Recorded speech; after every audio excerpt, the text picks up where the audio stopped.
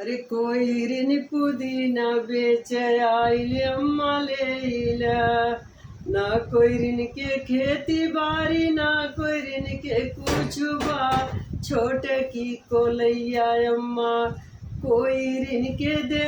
द छोट की कोलैया अम्मा